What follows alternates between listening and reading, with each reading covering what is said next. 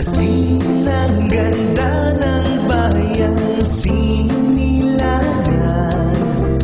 Sa puso ng Manila may gandang masisilayan. Lahat nanginginig, kasaysaya'y dadalhin. Preparen! Apunten! Fuego! Halika na at atin ang lingapin. Tara, halika na, silayan ng ganda.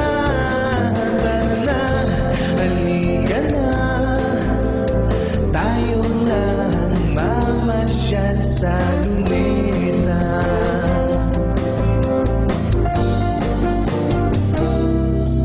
Sining nagkapig-kapighani, atraksyon natatanging sa ganda'y kaakit-akit, mamamangha at mapapaulit.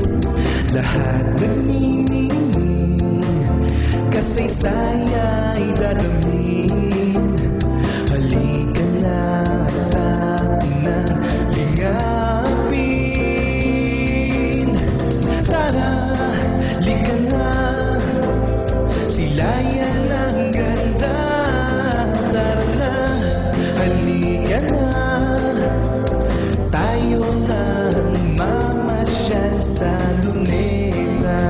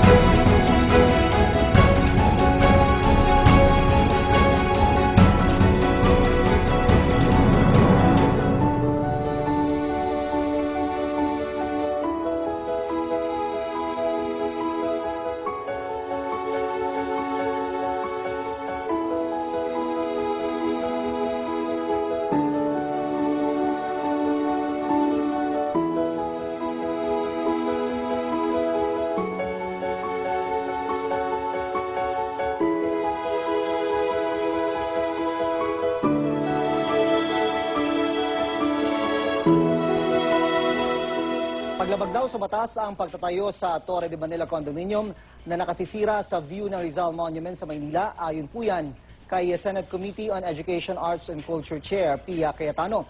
Kaya posibleng ma-demolish daw ito. Pero giit ng DMCI na siyang developer ng gusali, wala namang utos na itigil ito. No-show ang developer ng kontrobersyal na Torre de Manila Condominium sa pagdinig ng Senado. Pero paniwala ng isang senador, may malaking pananagutan sila sa pagtayo ng photo bomber ni Jose Rizal.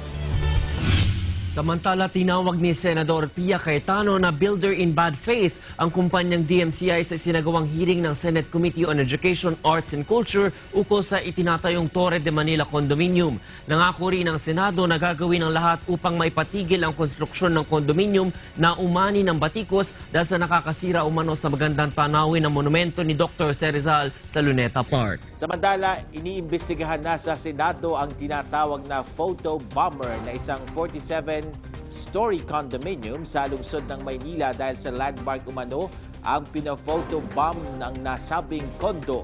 Ang nasabing kondo kinontra na ng ilang otoridad noong bago pa man simulan ang gusali.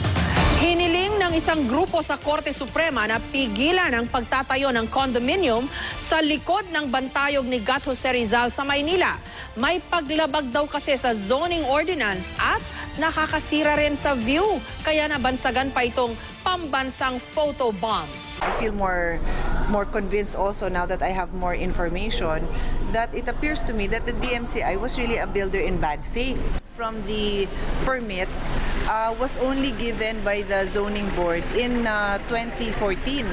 So, and approved by the City Council in 2014. So that means from June 2012 to 2014, they were in bad faith. Panira ito talaga na commercialize ang pagkasagrado ni Jose Rizal.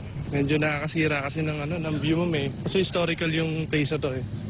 Let me state categorically that we, in terms of what our preference is, of course we don't like it.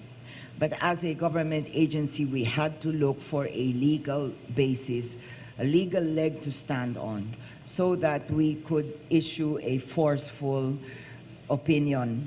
Because no matter how far that building stands, given that height, it will be seen. Whether it's 100 meters, 200, as it stands now, it's about 400 plus meters outside from the monument itself, it's much more. But from the end of the park to the structure, it's easily more than 400 meters. Ang ilang namamasyal sa Rizal Park kanina, tutol din sa konstruksyon ng Torre de Manila. Dapat lang po alisin, no?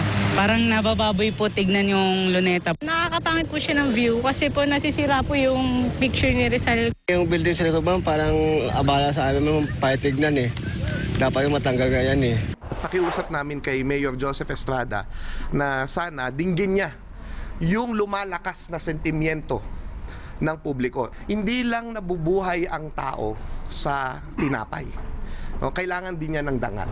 Suportado ng National Parks Development Committee o NPDC ang petisyon ng Knights of Rizal. Ang mga ahensya raw ng gobyernong sangkot sa pangangalaga sa ating heritage at kultura ay maglalabas daw ng nagkakaisang posisyon katulad sa Knights of Rizal na may gabay ng Office of the Solicitor General.